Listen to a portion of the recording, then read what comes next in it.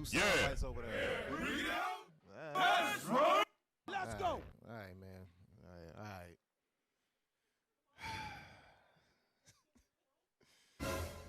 Yeah, man. All right, man. We back another Tuesday night. Listen, it's looking kind of light in here. You know what I'm saying? You know, it is what it is. You know what I'm saying? I don't know what Offside Zed said to y'all last night. You know what I'm saying? I mean, last Tuesday. You know what I mean? Hey, I told you when you said something about that hair wrap. Damn. Anyway, all right. So this is gonna be part 2 from last week. I'm gonna call it dealing with the spiteful and narcissistic in the congregation, part 2. All right, part 2, because since we had so much fun last week, you know. Let's just kind of continue that a little bit, dive a little deeper, because you know, our people need to, we need this. You know what I'm saying? All of us is different levels of narcissism, right? And we all share some of it. So don't just look at it as if you just got this one person in your mind this person just deal with everything on the list. Yeah, you deal with some of them too, though. So we're going to kind of let me see what I'm going to do, how I want to do this. Just start at Romans 15, verse 4. Like I said, there's different levels of narcissism. You understand what I'm saying? And we're going to touch some things first before we get into it. And we're going to go through the scriptures a little more than I did last time, to kind of back up some of the statements, all right? Read that. The book of Romans, chapter 15, verse 4. Let's go. For whatsoever things were written aforetime were written for our learning, that we, through patience and comfort of the scriptures, might have hope. So we're supposed to find comfort in these scriptures when you're dealing with a narcissist. You understand what I'm saying? Or somebody that's, being spiteful or whatever. But give me that in Romans chapter 12 and verse 2. Romans chapter 12 and verse 2. The book of Romans chapter 12, verse 2. Come on. And be not conformed to this world, but be ye transformed by the renewing of your mind, that ye may prove what is that good and acceptable and perfect will of God. So these scriptures we learn, we apply, and it's supposed to transform the way we think, right? So over time, your mind should change. It should be renewed in the spirit, right? Let's get that in 2 Ezra chapter 14 and verse 34. 2 Ezra chapter 14 and verse 34. We read these scriptures all the time, but it's always good to keep going over them because the Negro is stubborn. Come on. The book of 2 Ezra chapter 14, verse 34. Therefore, if so be that ye will subdue your own understanding. Do what? Subdue your own understanding. This is how you subdue your own understanding, with the scriptures, right? Because before you found out that you was an Israelite and you got to keep God's law, statutes, and commandments, you had a whole nother understanding. You was a black African-American and you wasn't taking no S-H-I-T off nobody. You understand what I'm saying? Yeah. Read. And reform your hearts. And do what? Reform your hearts. Reform our minds. We use the scriptures to reform our minds, because guess what? Through the trauma that we grew up with, because everybody didn't grow up in a 2-parent household. You understand what I'm saying? Or even if you had one, that don't mean that it was a loving household. You could have been getting verbally or physically abused as you grew up. So we all coming into this truth with trauma that we need to deal with, right? Read. You shall be kept alive, and after death ye shall obtain mercy. All right. Give me Wisdom of Solomon. Wisdom of Solomon, chapter 1 and verse 4. Let's go. The book of Wisdom of Solomon, chapter 1, verse 4.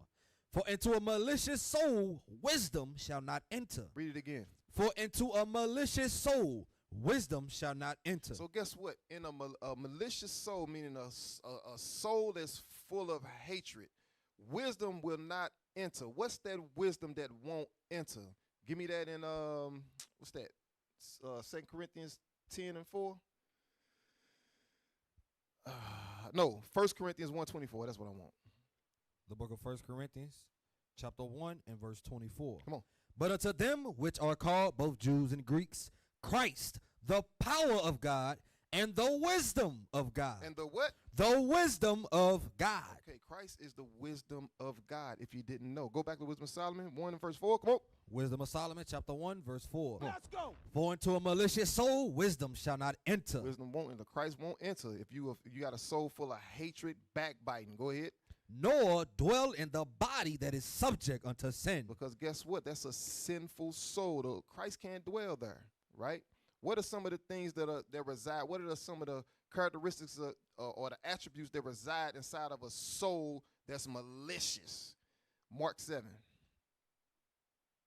The book of Mark, chapter 7 and verse 21. Come on, you know what I want. For from within, out of the heart of men, proceed evil thoughts, adulteries, fornication, murders, thefts, covetousness, wickedness, deceit, lasciviousness, an evil eye, blasphemy, pride, foolishness.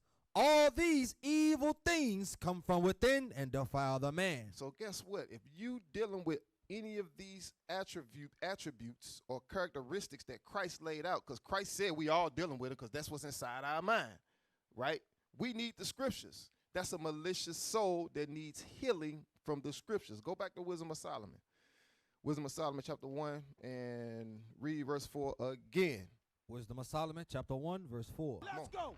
For into a malicious soul wisdom shall not enter, So we just read all the things that we need to work on. Go ahead.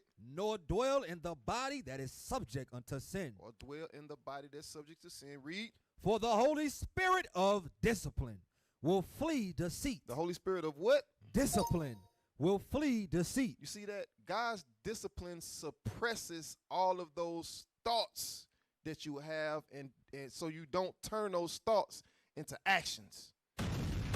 So that's why you have to constantly listen to classes. That's why you got to constantly read 4 chapters a day, because the word of God has to suppress that. You understand what I'm saying? Because we came into this truth dealing with trauma, dealing with all kind of things that a lot of us don't even speak about. You don't even feel comfortable speaking about some of the things that you've been through.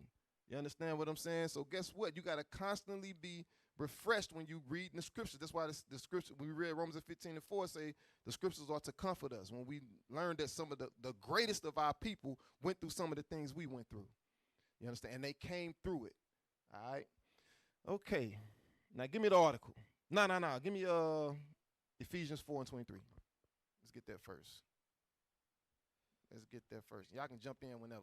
The book of Ephesians, chapter 4 and verse 23. Let's go. And be renewed in the spirit of your mind. The what? And be renewed in the spirit of your mind. The spirit of your mind. Like the scriptures say in 1 Peter, I believe, 1, we have to gird up the loins of our mind. How do we do that? By studying, reading our 4 chapters a day. You understand what I'm saying? Being around brothers and sisters that's keeping the God's law, statutes, commandment on a consistent basis. That's how you gird up your mind with righteousness. Go ahead. And that ye put on the new man. The what? The new man. The new man exists in the scriptures. The new woman exists in the scriptures. You're not going to find that new woman nowhere else but the scriptures. Yeah. You have to be applying what's written here. Go ahead. Which after God is created in righteousness. It's created in what? In righteousness. Righteousness is found in the scriptures. That's the only place. Go ahead. And true holiness. Read. Wherefore, putting away lying, speak every man truth with his neighbor. You see that? That's what we're supposed to do. So we got to put away all the lying and be honest with yourself. Be honest with yourself. You have a level of narcissism. You understand what I'm saying? So don't just take what we've been talking about the last couple of classes and just think it's just somebody inside your head. You need to be looking at yourself also. That's right. All right. Now give me the article. Give me 400. Give me 400. Just to kind of, because I know some of y'all might not have been here last Tuesday. That class probably going to drop, I don't know whenever they're going to drop it sometime this week. So just to kind of like refresh, you know. Narcissism. Yeah, just read that. Narcissists have a prominent place in the popular imagination. And the label narcissist is widely deployed to refer to people who appear too full of themselves. To what? Too full of themselves. Now, ain't nothing wrong with being confident, but it's the difference between being confident and arrogant, right? Or narcissistic, right? Go ahead. There's also a growing sense that narcissism is on the rise around the world, especially among young people. Especially among who? Young people. Go ahead. Although most psychological research does not support that notion. Come on. Well, we know it's true because we talk to these people. You know what I'm saying? For us to read the scripture to tell you Christ is black and you like, nah, man, color don't matter. That's a level of narcissism right there. You know what I'm saying? You ain't never read that, but you just gonna say it don't. Anyway, common sense is gone. But keep reading.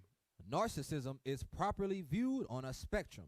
The trait is normally distributed in the population, with most people scoring near the middle and a few at either extreme. The Narcissist Personality Inventory, NPI, developed by Robert Raskin. All right, I don't want to read. Scroll down. Scroll up a little bit. Scroll up. Yeah, read that. The traits of narcissism. The traits of narcissism. It's easy to describe someone who spends a bit too much time talking about her career or who never seems to doubt himself as a narcissist. But the trait is more complicated than that. Narcissism does not necessarily represent a surplus of self-esteem. What? It says narcissism does not necessarily represent a surplus of self-esteem. Go ahead. Or of insecurity. More accurately, it encompasses a hunger for appreciation or admiration, a desire to be the center of attention. Read that part again. A desire to be the center of attention. It says it encompasses a hunger for appreciation or admiration, a desire to be the center of attention. Go ahead. And an expectation of special treatment. A what? Expectation of special treatment. And an expectation of special treatment. Go ahead.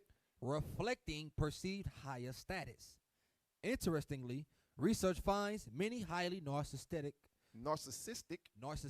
people often readily admit to an awareness that they are more self-centered. A high level of narcissism, not surprisingly, can be damaging in romantic, familial, or professional relationships. Right. It says when you have high levels of narcissism, not surprisingly, can be damaging in a romance, with family, or in professional relationships, right? People you work with.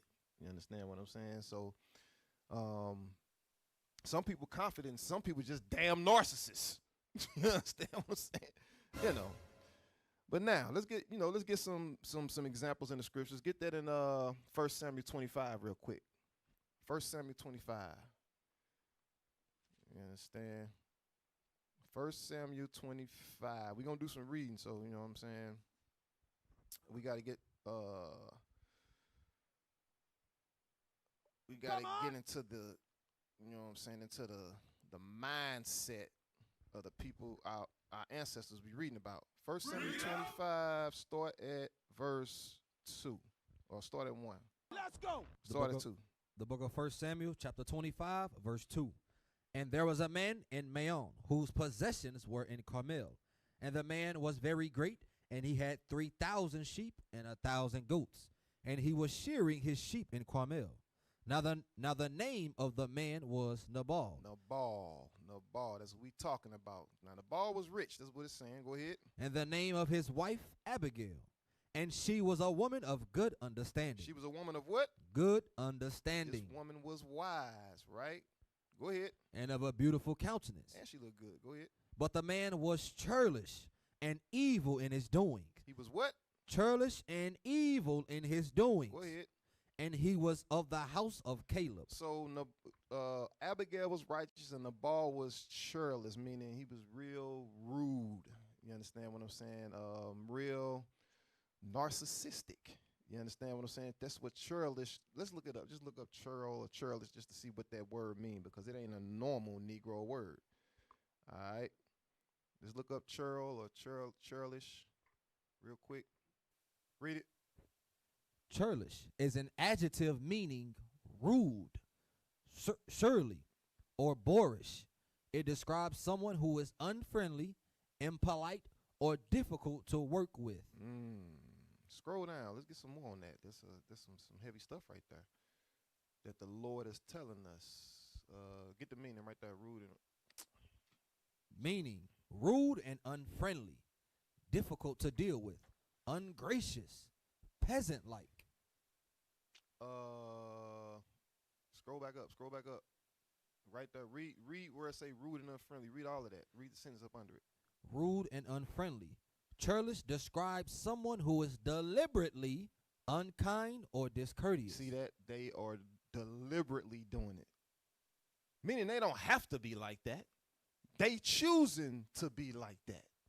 And it's always for a reason. It ain't just for nothing. Read difficult to deal with. Difficult to deal with. It can also imply that someone is difficult to work with or manage due to their surly or uncooperative nature. Don't never want to deliberately uncooperative. Go ahead. Ungracious. Churlish suggests a lack of good manners and a tendency to be unhelpful or uncooperative. Right. All right. That's all I wanted on that. And that's now we know what the Lord meant about Nabal when he said he was churlish, right?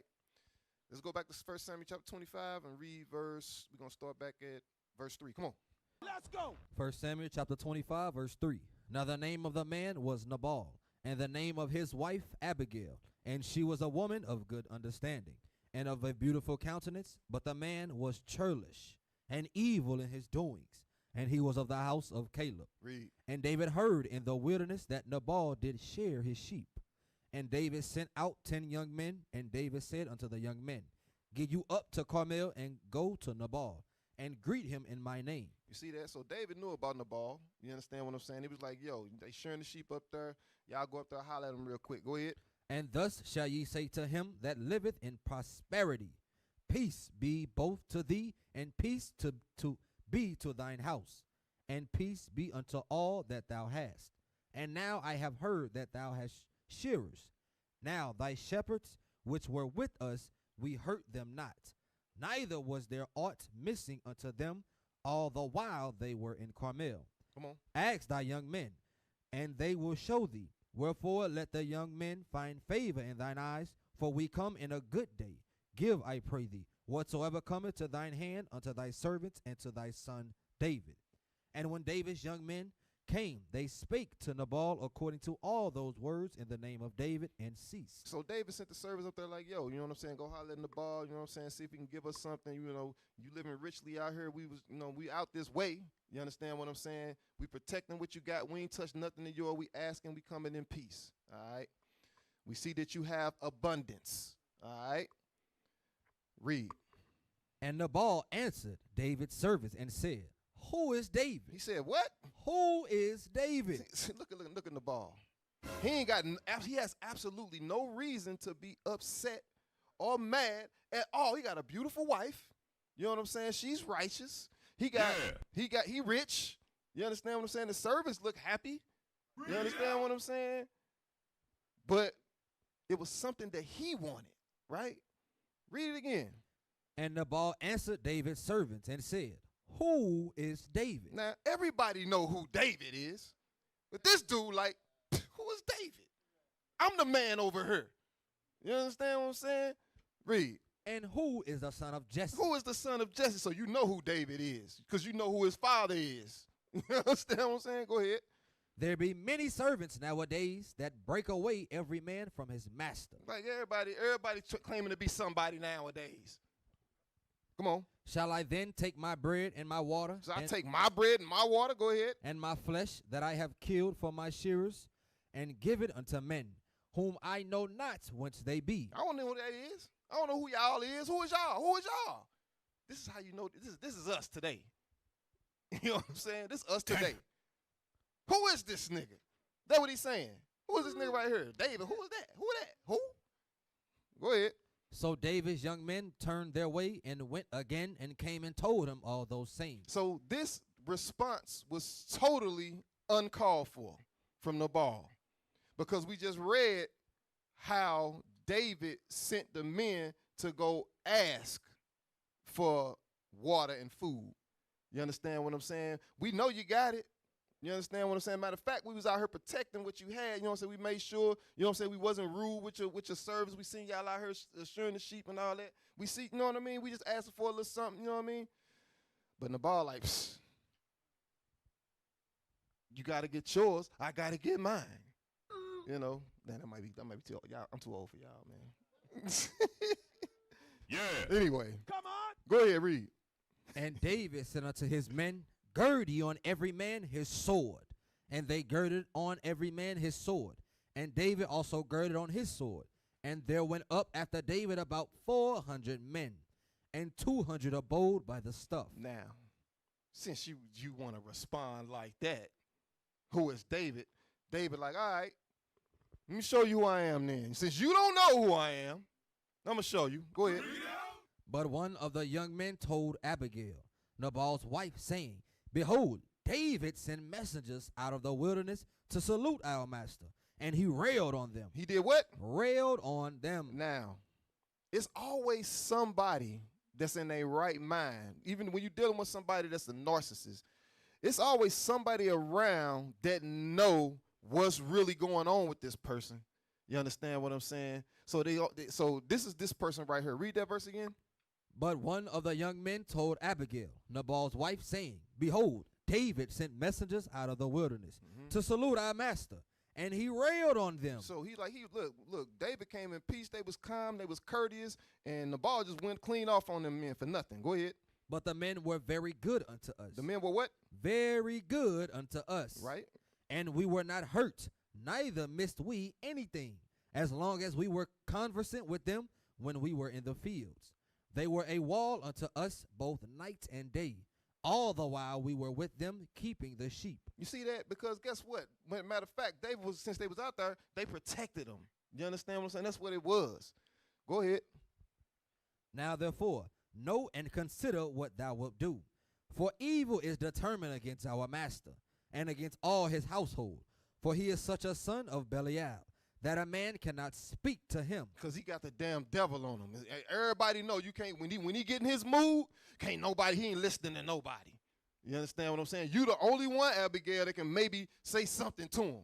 You understand what I'm saying? So he wasn't coming to Abigail for Nabal's sake. He was coming to Abigail because she was a good person. See if she could do something about it. Nabal can't be reasoned with. He the man. You know what I'm saying? He churlish. You understand what I'm saying? Go ahead. Then Abigail made haste and took 200 loaves and 2 bottles of wine, and 5 sheep ready dressed, and 5 measures of parched corn, and 100 clusters of raisins, and 200 cakes of figs, and laid them on asses. So what Abigail do? She immediately started doing something about it because she knew her husband got down like that. He definitely did that. She didn't question. Well, you sure you sure he didn't make a mistake or they did? She immediately knew that her Nabal was guilty of this. Go ahead. And she said unto her servants, Go on before me. Behold, I come after you. But she told not her husband Nabal. And it was so, as she rode on the ass, that she came down by the covert on the hill. And behold, David and his men came down against her, and she met them. Now David had said, Surely in vain have I kept all that is this fellow hath in the wilderness, so that nothing was missed of all that pertained unto him. Okay, I ain't want to read all of that. But the point is, Nabal, he had wealth. You understand? He had service. He had a beautiful wife. He had no reason to be this rude and narcissistic toward David. But what he didn't have was David's fame, and that's what he was envious of. That's why he was like, who is David? You know what I'm saying? Tomorrow you got everything you want except that. You envious of who David is. You understand what I'm saying? It's always something a narcissist want. Right. I like that what you were saying about he couldn't acknowledge that somebody was in his presence that was better than him. Right. And that's typically the behavior of a narcissistic person. They can't see the gift in others. You can acknowledge when a brother is better than you at some tasks or a sister is better than you. And you know you're narcissistic when you think you're the best at everything you do. You got people that say that. I'm the best at everything I do. Whatever I do, can't nobody beat me. You understand? That's a narcissistic behavior. But I like the point what it was saying. His wife was a woman of understanding. Like when she had understanding, because she understood when the ball did that, she already seen the outcome of what was gonna happen. That's why she rolled like that. She knew because how her husband is, and that problem can be fixed. She knew eventually one day his time was coming. So when she seen that, guess what? She already prepared herself. She already knew what was going down because she was a woman of understanding. You know what some sisters do? They try to fix everything right away. You can't fix every problem, and a woman of understanding know that. That's facts. You understand what I'm saying? So when you in situations, when you're dealing with certain people in a situation, sometimes you just can't fix it. You just gotta let it play out. A narcissistic person, you gotta let it play out. You gotta let it play out. All right, now. You know, that's a hard thing for sisters. You know what I'm saying? They can't let nothing play out. You know what I'm saying? They like, well, F it, I'm just going to take the hit. She ain't finna just keep doing me like this. Right. You remember we saw the question? I was like,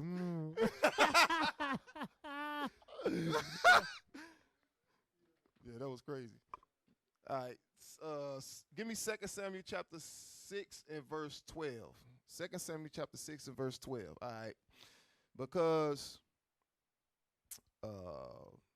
we finna get into Michal or McCall, whichever way. Michal, McCall, tomato, tomato, whatever. All right. Let's get 2 Samuel chapter 6, verse 12. We're going to read down to 23. Come on. Let's go. The book of 2 Samuel chapter 6, verse 12.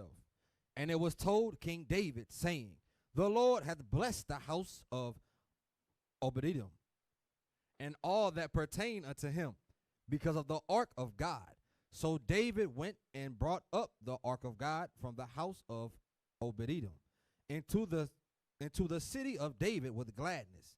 And it was so that when they that bare the ark of the Lord had gone 6 paces, he sacrificed oxen and fatlings, and David danced before the Lord with all his might, and David was girded with the linen ephod. So David and all the house of Israel brought up the ark of the Lord with shouting and with the sound of the trumpet. And as the ark of the Lord came into the city of David, Michal, Saul's daughter, looked through a window and saw King David leaping and dancing before the Lord. And she despised him in her heart. She what? Despised him in her heart. You got sisters like that. They hate to see their Lord happy without them. You know what I'm saying? You got those, you got situations like that. They ain't never just trying to make him or happy that he's happy. You know what I'm saying? Why we can't be happy at the same damn time? You know what I'm saying? Why you can't be happy that I'm happy? Why we always, what? Read. And they brought in the ark of the Lord and set it in his place in the midst of the tabernacle that David had offered burnt offerings and peace offerings before the Lord. And as soon as David had made an end of offering, burnt offering, and peace offerings, he blessed the people in the name of the Lord of hosts. And he dealt among all the people, even among the whole multitude of Israel, as well to the women as men, to every one a cake of bread, and a good piece of flesh, and a flagon of wine. So all the people departed, every one to his house. Then David returned to bless his household. So he done just came back from they done just came back from war. He's celebrating, he dancing, he happy. He done blessed the nation, bless God, David just blessing everybody. You know what I'm saying? He's just full of blessing right now. You understand? Read. And Michal, the daughter of Saul, came out to meet David and said, How glorious was the king of Israel today, who uncovered himself today in the eyes of the handmaids of his servants, as one of the vain fellows shamelessly uncovereth himself. Now here she go, straining at a damn gnat. You understand what I'm saying? You the only one noticed that. Everybody else see the joy in David. He dancing. We get the I don't get to dance like that. But you know, brothers get to dance and they get to sweating and all kind of stuff going on. You know what I'm saying? He probably was going in though. That's why she said, "What you uncovered yourself?" He probably was dancing so hard his pants fell down on accident. Ain't no telling. Right. Some could have fell, And she like, she picked the smallest thing. The smallest thing. Right. He might have failed on accident. Oh, you drunk now, huh? Right. You drinking too much. No, try to find anything. You know what I'm saying? That's a narcissistic characteristic right there. You spill your cup. Oh, you had too much to drink now. Right. You can't just spill your cup on accident now. All right, go ahead. Verse 21. Verse 21. And David said unto Michal, it was before the Lord which chose me before thy father. Stop. David cut her immediately. Immediate cut. He put the axe in his hand and he stuck it right in the middle of her forehead. Boom. Because you know this ain't the first time she did it. This is how she get down. He's like, you know what? Let me go ahead and just end that. Boom. Read it again. And David said unto Michal, it was before the Lord which chose me before thy father, and before all his house, to appoint me ruler over the people. He says, so since you want to go there, I'm better than your daddy. Come on. Hey, because they're so heavy because you know what they do. They try to hide the fact why they really mad. Right. And he seen right through that. Yes. Then he was straight for the throat. What's wrong with you? Nothing. We ain't He finna know talk how about she it. was We ain't mad. finna talk about it. You understand what I'm saying? We just finna kill it right now. I'm better than your daddy. Now what? Read. God said it. Go ahead, read. Therefore, will I play before the Lord, Now I'm gonna do what I want to do. I'm the king. Go ahead. and I will yet be more vile than thus, and will be base in mine own sight. And since you want to talk, you know what I'm saying? I'm in a good mood, and you want to talk, try to pull me out of that. I'm gonna stoop down to your level for a hot second. Go ahead. And of the maid servants which thou hast spoken of them shall I be made had in honor. I'm gonna be around the ones that honor me as king. You understand? Go ahead. Therefore, Michal the daughter of Saul had no child until the day of her death. And that's one of the highest honors you can have. How you here it is, you married to King David. You could possibly have kids from King David. Come on. You understand what I'm saying? But you can't, you got so much hatred and bitterness inside of you. You understand what I'm saying? That you done messed that all up. And now everybody remember you for what you did. That's how you remember. The highest calling other than a wife is children, right? For a woman. You understand what I'm saying? But and you was already a wife, and now you was finna have children by King David. But you messed that up because you couldn't control your narcissism. Go ahead, you got something? She forgot who the hell she was talking to. She forgot. But he reminded her quick. Damn. He reminded her quick. You don't know what you're talking about. All right. Go ahead, you got something? Go ahead. Yeah, Ecclesiastes 7:26. Come on. You know, it's the narcissistic behavior, right? You see that a lot in the scriptures, you know, with people stepping out of their place. You understand? That's narcissism. You understand? When people step outside their rank, step outside their order, all they have to do with narcissism. You can't respect a man above you because you're a narcissist. Read that. Ecclesiastes, The book of Sirach 7, right? Sirach 7:29. My bad. In the Apocrypha. Read it. Sirach. It go hand in hand. Read it. Come on. Sirach chapter 7 and verse 29. Come on. Fear the Lord with all thy soul, And what? and reverence his priests. You see that? When you can reverence the priest or the man of God, it's because you fear the Lord. Ain't no fear of the Lord there when you can't reverence. You should reverence him because you fear God. Facts. Come on. That's why you should reverence him. You understand? So that's all I want to right there. Go ahead. That's a good precept right there. Get Joshua 7:1. Let's go. I like you said that because everybody try to make it, people try to make it be about the people, the person rather. You understand what I'm saying? Instead of recognizing what God has did, right? Let's go to Joshua chapter 7, and we're gonna start at verse 1. Let's We're go. gonna go into Achan. The book of Joshua chapter 7 verse 1. Come on. But the children of Israel committed a trespass in the accursed thing. But not jump over to chapter 6 and verse 17 first, real quick, just to Chapter get some 6. context. Chapter 6 verse 17. Come on. And the city shall be accursed, even it and all that are therein.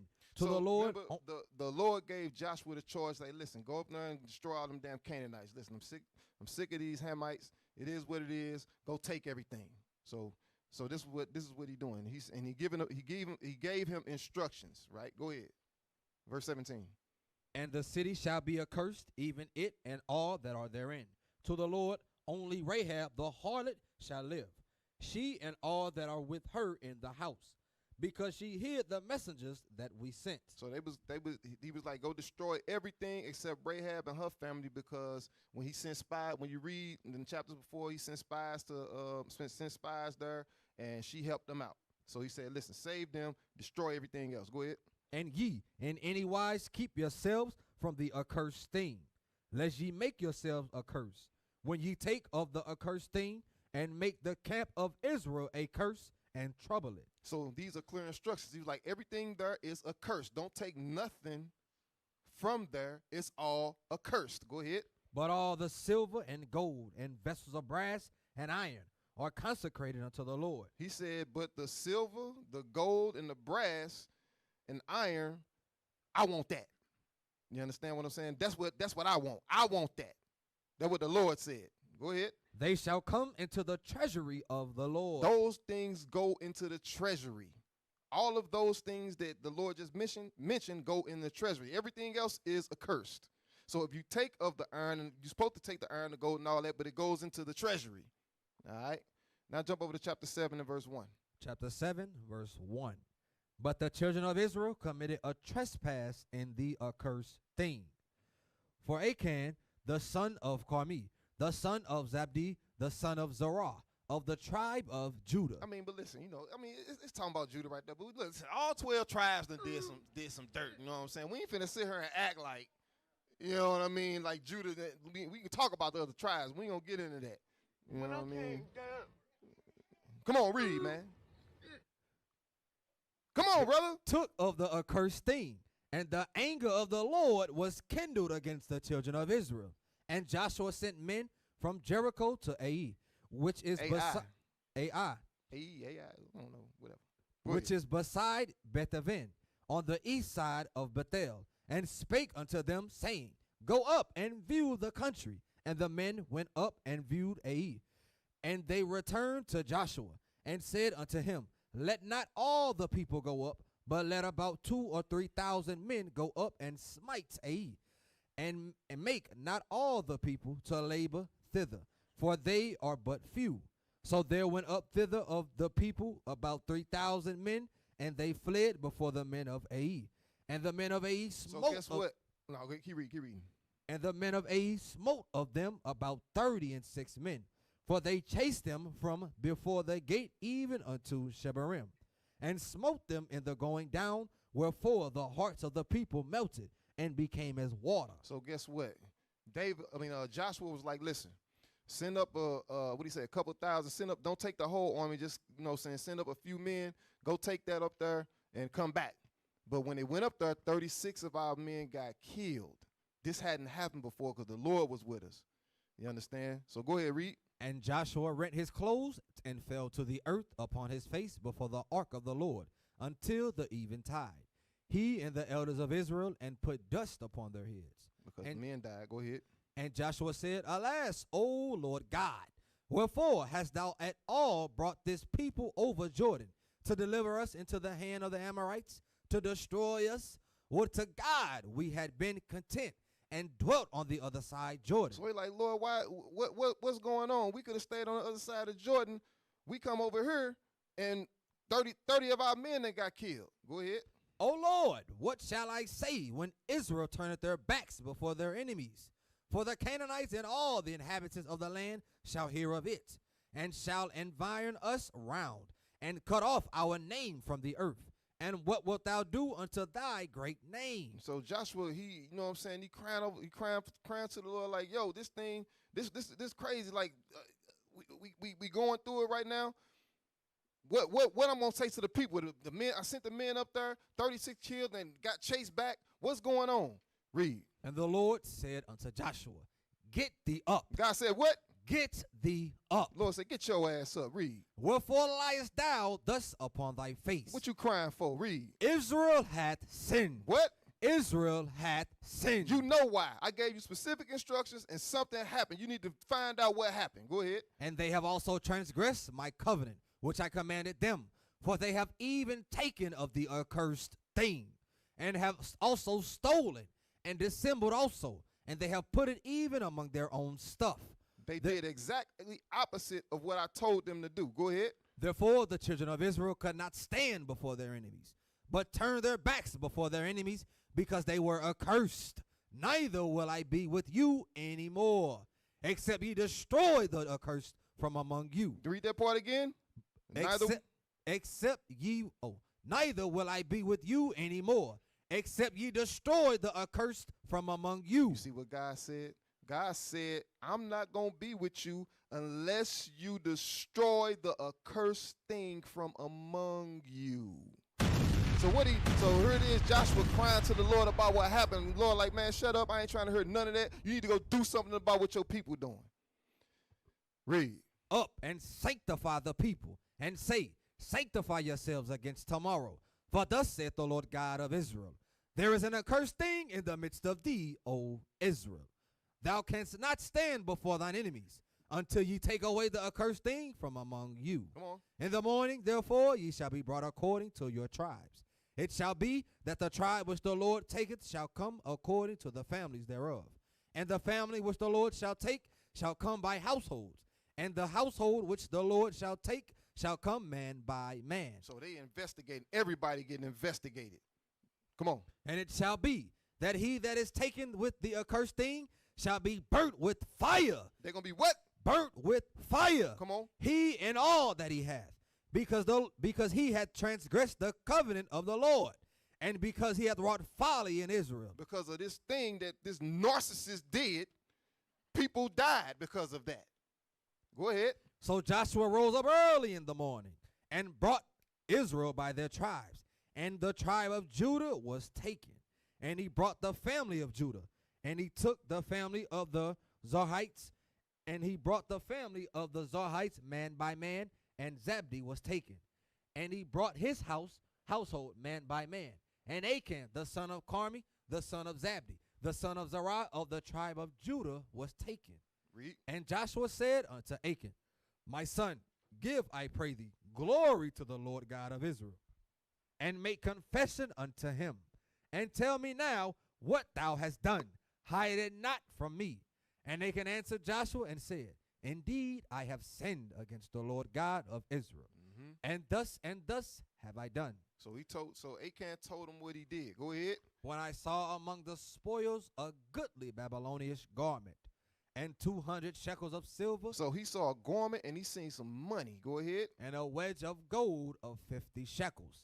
Wait, then I coveted them. He what? I coveted them. That's another trait of a narcissist.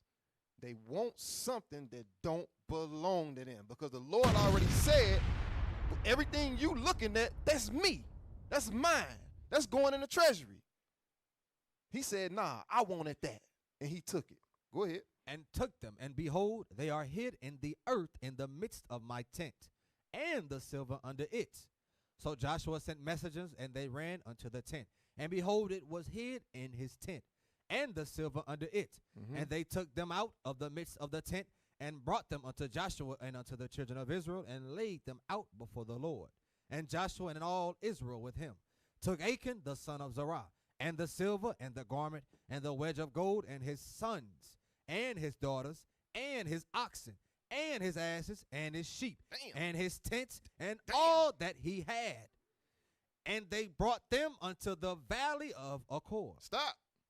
Read the verse again. See, we got to get the full, the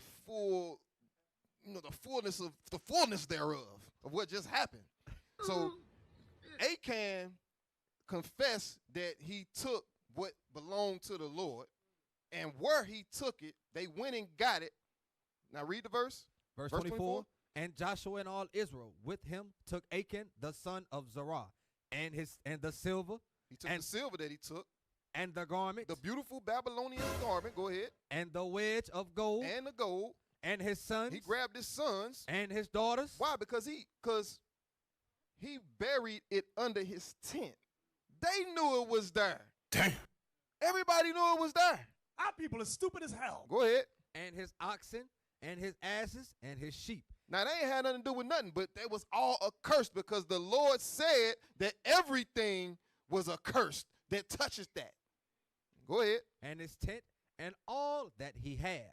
Come on. And they brought them unto the valley of Achor. So they brought him into a valley. Go ahead. And Joshua said, Why hast thou troubled us? Read that part again. Why hast thou troubled us? Because Achan knew that thing that he did, it was going to affect all Israel. Achan knew that. He didn't give a damn. He didn't give a damn. He's like, well, whatever going to happen, going to happen. I need this. I want this.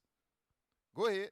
The Lord shall trouble thee this day, and all Israel stoned him. Hold up. Some people just look to the side and watch what happened. And all Israel stoned him. All Israel stoned him. Go with ahead. stones, and burned them with fire. And burned them with fire. Read. After they had stoned them with stones. After they stoned them, they burnt them up. Go ahead.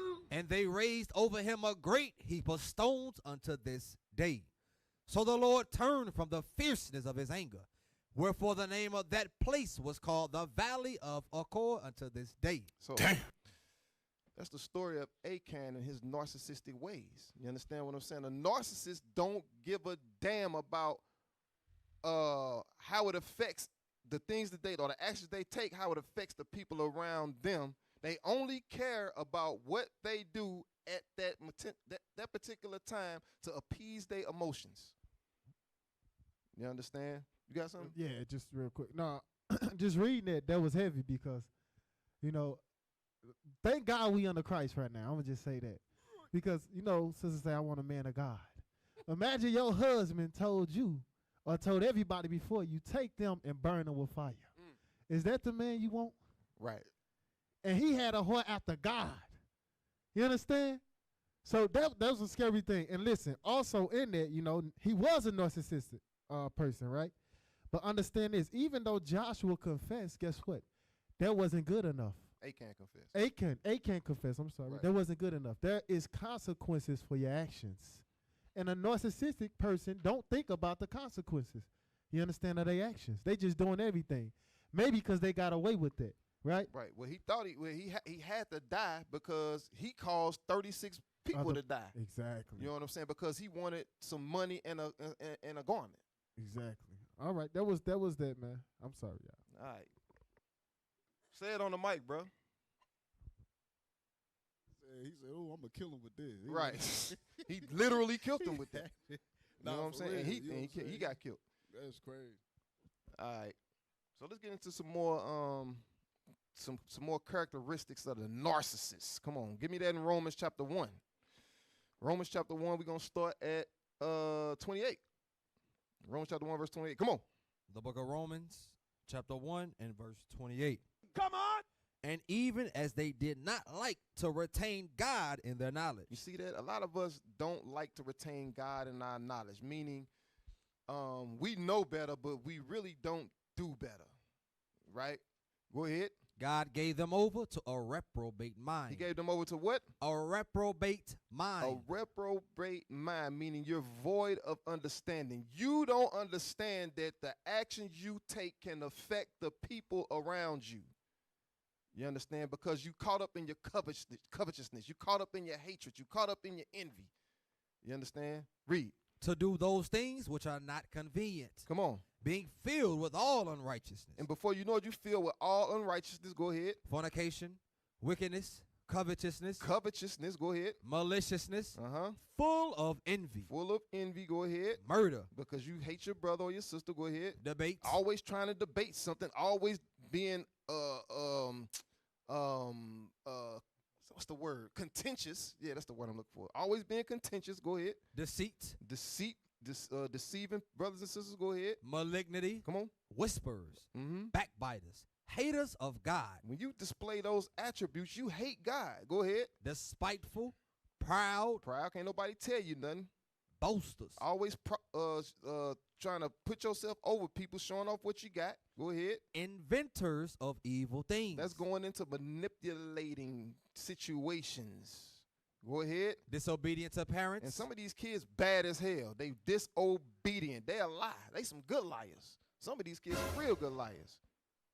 Go ahead. Without understanding, covenant breakers. Always breaking a covenant. You understand what I'm saying? Meaning you'll agree to something, and then at the last minute, you change your mind.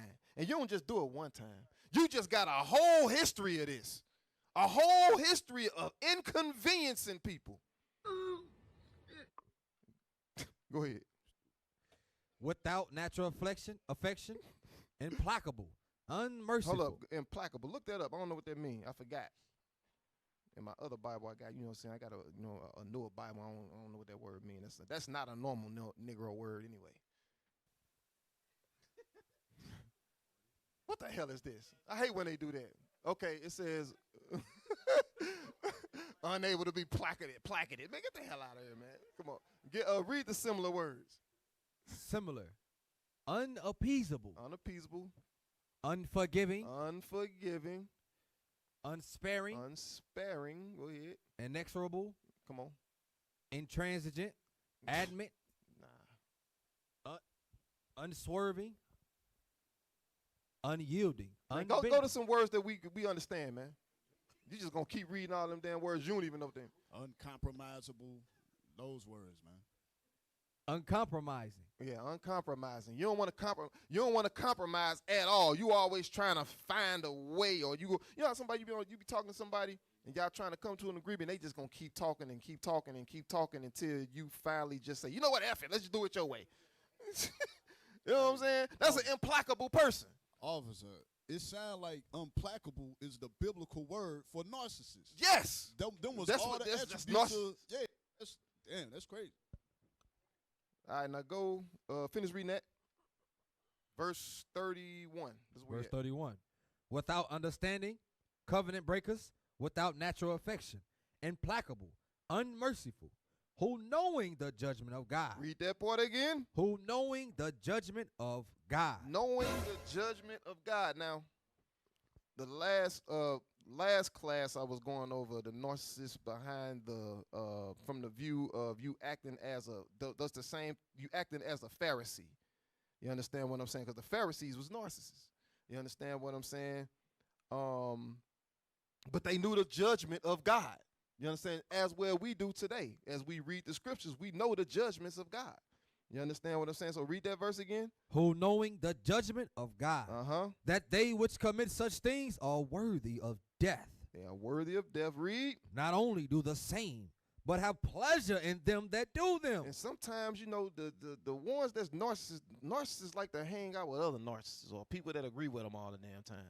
You understand what I'm saying? And then y'all be all looking stupid eventually because the Lord always bring it out. You understand what I'm saying? You know. But anyway. All right, now, give me the video. Give me 500. Let's go. Now, it never ends well for the narcissist. It never does. You understand what I'm saying?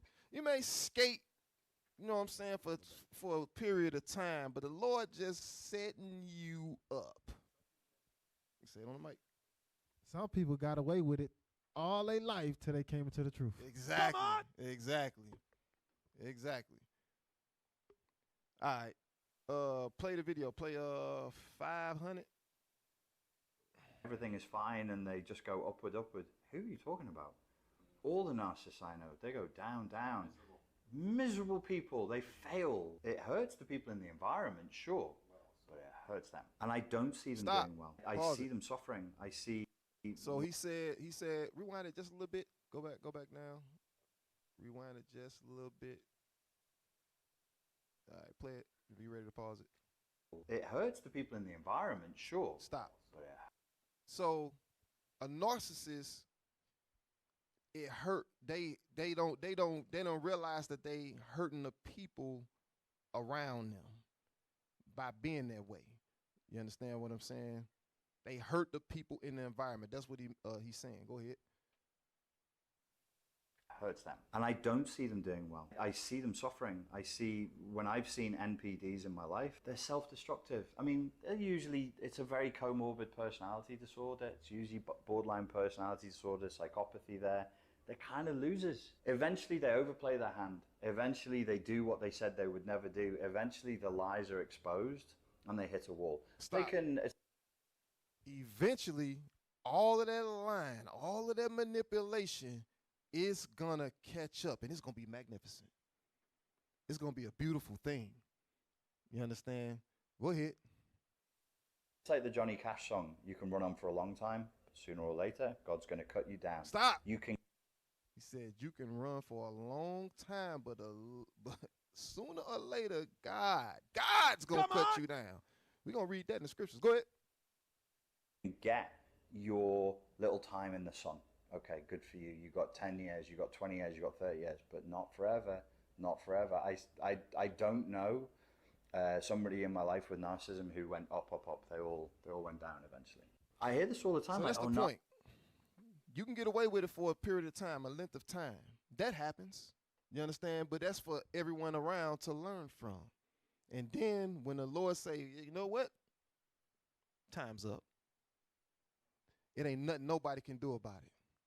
You understand? All right, get that in 2 Peter chapter 2. Let's go. 2 Peter chapter 2. The main point I want out of that, but because a narcissist, they hurt the people around them. They don't give a damn. They only trying to shine for a moment. They only live for moments. They not worried about the end of a thing or how this is affecting everybody, just how they look or how they feel in the moment, right? 2 Peter chapter 2 and verse 9. Come on. 2 Peter chapter 2, verse 9. Going into more traits of a narcissist. Go ahead. The Lord knoweth how to deliver the godly out of temptations, and to reserve the unjust until the day of judgment to be punished. And to reserve the unjust until the day of judgment to be punished. Go ahead. But chiefly them that walk after the flesh in the lust of uncleanness, and despise government. The trait of a narcissist, they gonna what? Despise government. They gonna hate leadership. They gonna hate to be told what to do. They gonna be in the back always talking against what's going on in leadership, in corners, and you listening to them. Bring it out. This is the main identifying marker. You dealing with a narcissist. Go ahead. Presumptuous are they. They presumptuous, self-willed. That's what that means. Self-willed. Go ahead. Self-willed. They are not afraid to speak evil of dignities. You see that? They are unafraid to speak evil of their leaders. Go ahead. Damn. Whereas angels, which are great in power and might, bring not railing accusation against them before the Lord. Come on. But these are natural brute beasts, made to be taken and destroyed.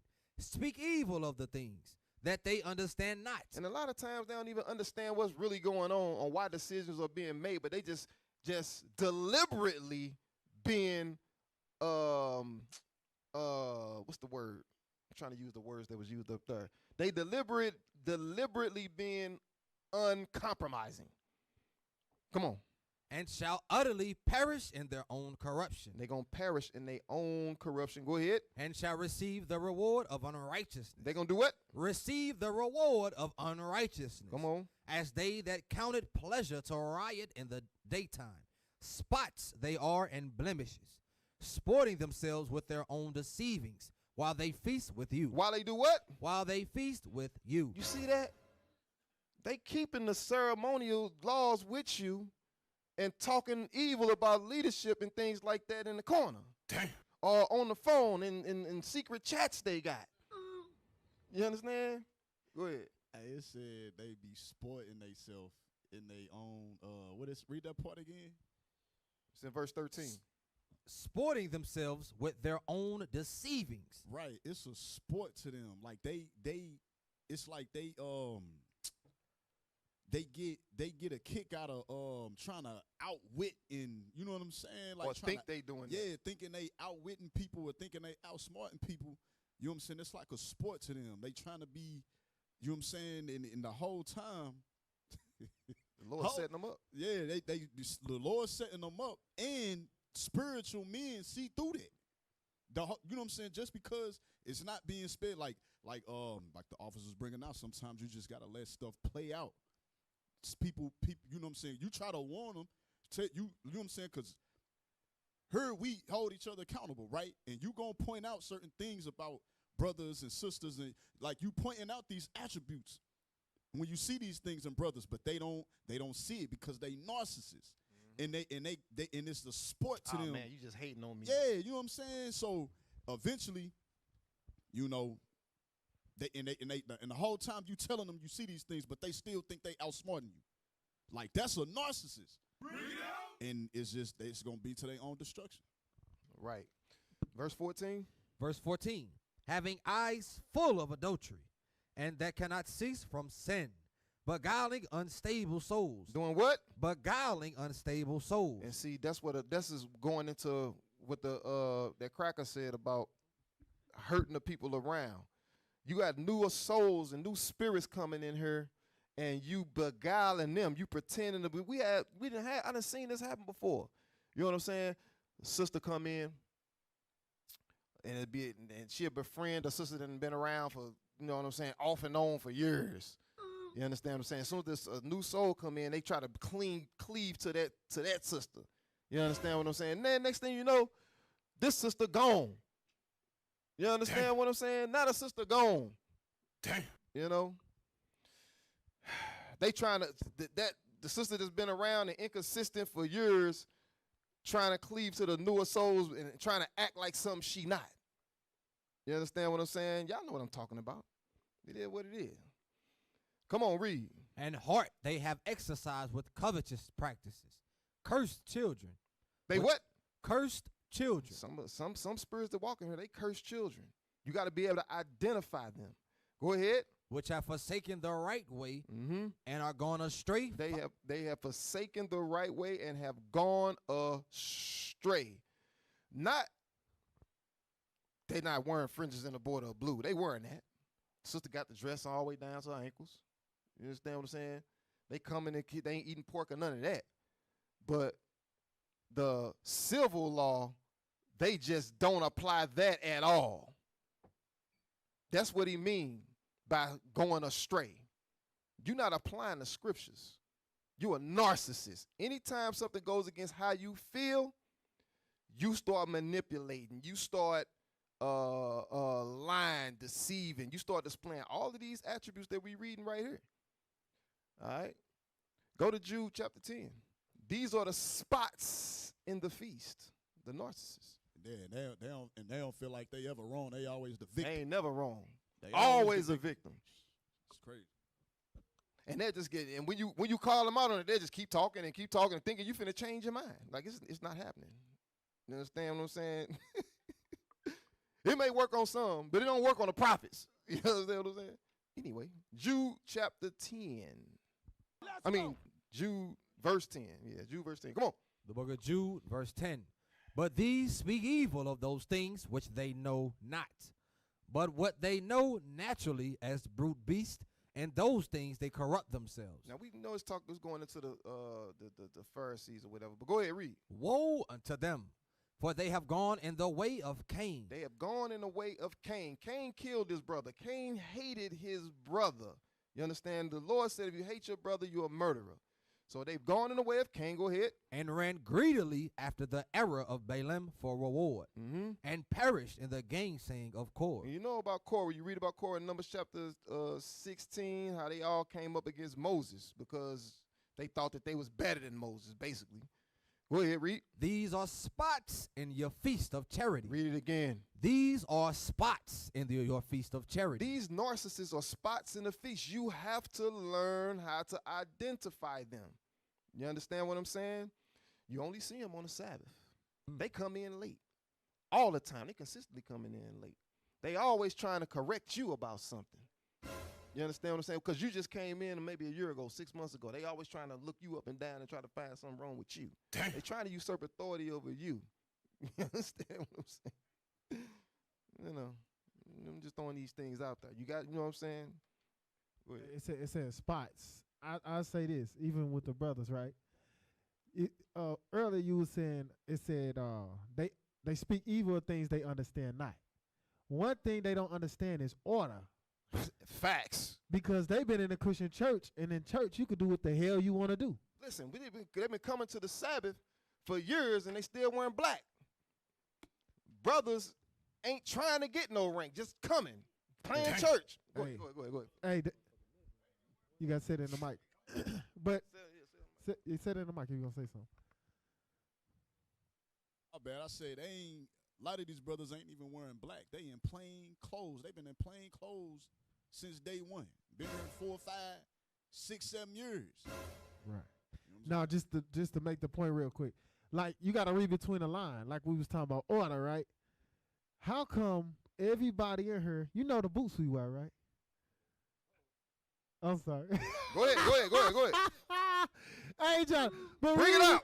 Read between the lines. If you notice all the leadership wearing the same boots, why can't you get the same boots?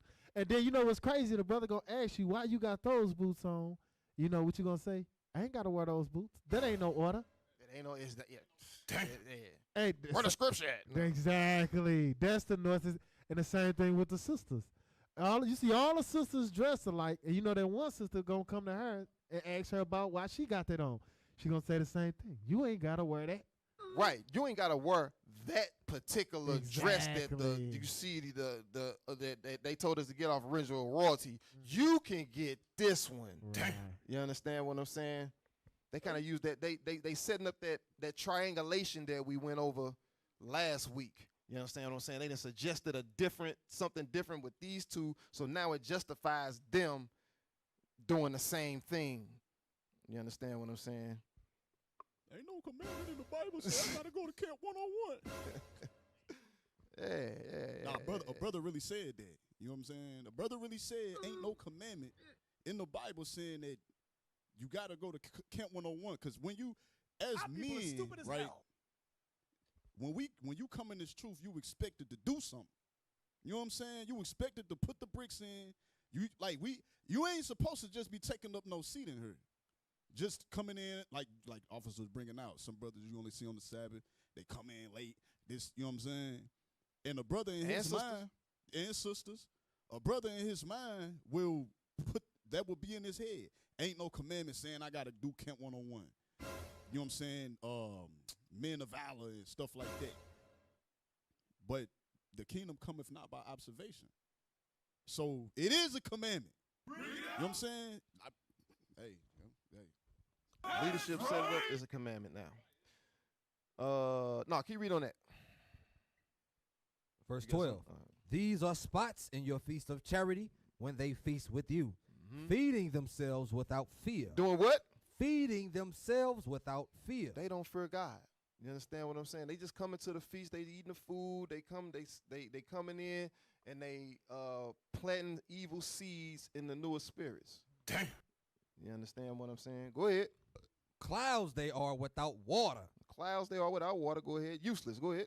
carried about of winds, trees whose fruit withereth, Trees whose fruit they slowly dying. Go ahead. without fruit, twice dead, plucked up by the roots. It's just a matter of time for they out of here. Make sure you ain't getting next to them. You understand what I'm saying? Just throwing a warning out there.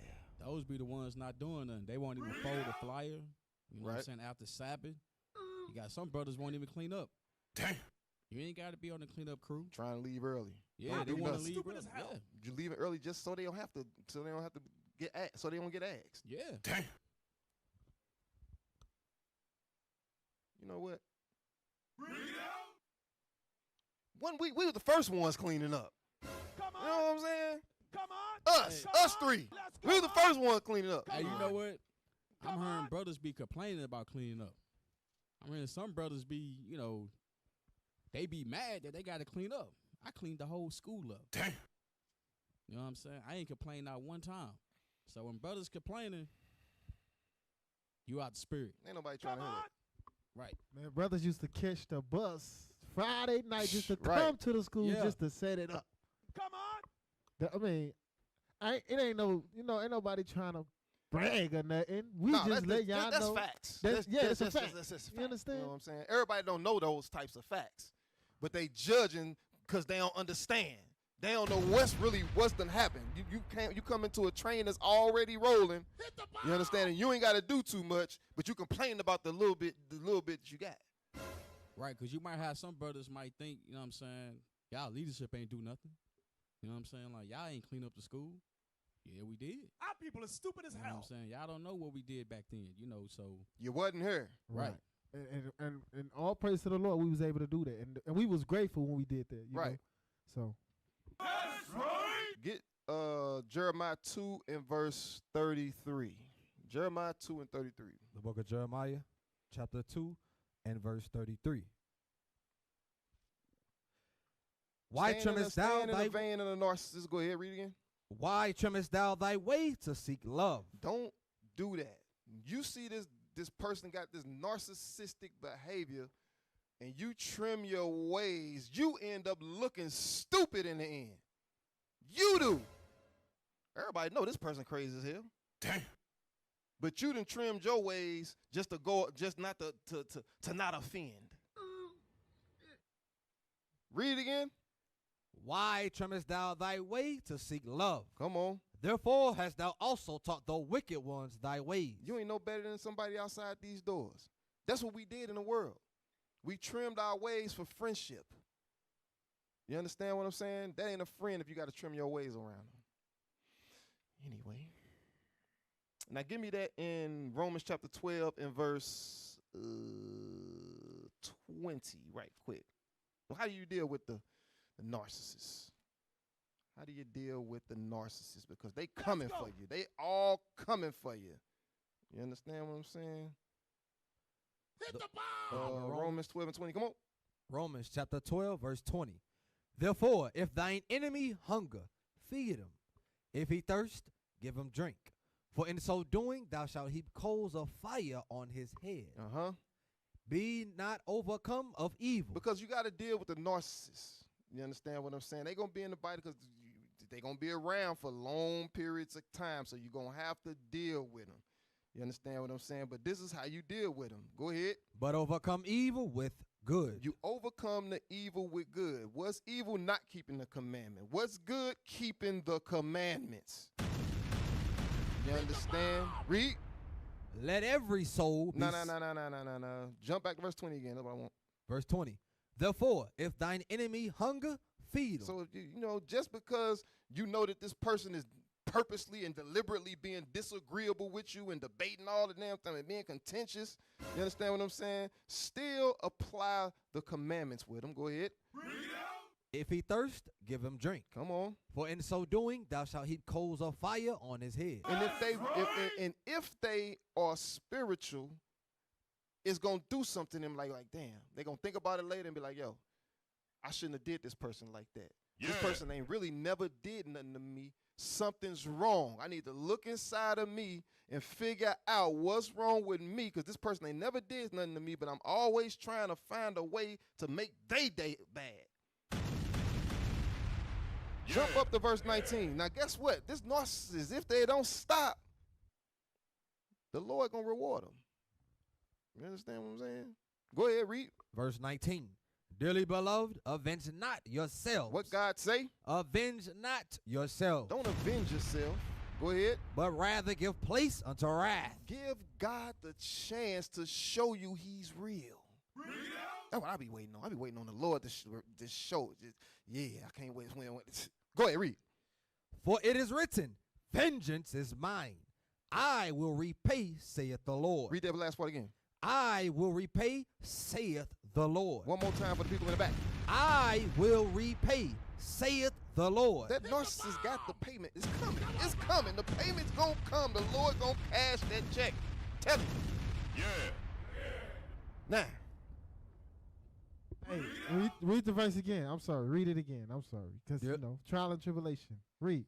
Dearly beloved, avenge not yourselves, but rather give place unto wrath. Why I say rather give place unto wrath? Because this narcissistic person then brought you to that place in your mind where you want to hurt them.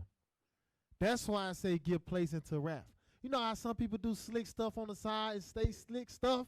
You understand? And you in your mind like, Nick, I will. You understand? You Just constantly testing you. That's what it is. You know, if you knew me 5, 10 years ago, this you wouldn't even think. Exactly. That's why. You wouldn't have these thoughts. Exactly. But that's why the Lord said, give place to wrath, because they will bring you to that point where you want to put your hands on them. They might get cussed out, and then you have to say, you know what? Let the Lord deal with it. That person, you just got to, like you also was saying, still deal with them right, you understand? Because they could possibly change. Right. They could have put the Lord could have put that person in your life to test your patience, to build your patience up too. You understand what I'm saying? Because I know I came in impatient as hell. I wanted things done when I wanted it. You know what I'm saying? You know, the Lord put me around a whole bunch of young brothers that just, but you know, everybody, we working on it. We working on it. We getting there. Yeah. Second Ezra chapter 2 and Second Ezra 16 verse 61. Second Ezra chapter 16 and verse 61. Come on. Going into the reward of the narcissist. Come on. He made man and put his heart in the midst of the body, and gave him breath, life, and understanding. Yea, and the Spirit of Almighty God, which made all things, and searcheth out all hidden things in the secrets of the earth. Surely he knoweth your inventions. Read that part again. Surely he knoweth your inventions. He knows the inventions of the narcissist. He know how you set that up and you planted that evil seed in that sister over there, that brother over there, and set this sister and that brother up over there and made them look like this to that sister or that brother over there. He know those inventions. He seen it go down. Go ahead. And what ye think in your hearts. He know what you think. He know all that evil stuff you done set up. Go ahead. Even them that sin. You're in the midst of sin. You're in the midst of sin. You breaking the civil and moral law on a consistent basis. Go ahead. And would hide their sin. You see that? Read. Therefore hath the Lord exactly searched out all your works. He did what? Exactly searched out all your works. Hey, it's getting noted. Go ahead. And he will put you all to shame. He gonna do what? Will put you all to shame. Guess what? That shame coming. The shame is coming. That's what he letting the narcissist know. The shame is coming. Yeah. Go ahead. And when your sins are brought forth, when your sins are brought forth, you shall be ashamed before men. And your own sins shall be your accusers in that day. And it ain't gonna be nothing you can do about it. Yeah. You understand? It's gonna be displayed before all. The Lord gonna make it look magnificent. Everybody gonna be like, damn. All right. Get Hebrews chapter 2 and verse 1. I think I'm going to end it right there. Hebrews chapter 2 and verse 1. Lord's will, y'all got something out of that. Lord's will, y'all got something out of that. Come on. The book of Hebrews chapter 2 verse 1. Therefore we ought to give the more earnest heed to the things which we have heard, lest at any time we should let them slip. So, Lord's will, don't nobody let that slip. Shalom. Sons of God! We gonna take this city. We gonna take the kingdom. We gonna rule them hard. This is war! This is war! This is war! I'm lit for the win, well, to get it again. The Lord call it taking the kingdom. Want what's mine? Taking my time, turning and taking your freedom. Risen from the ashes, after the lashes. Call it a beautiful tragedy.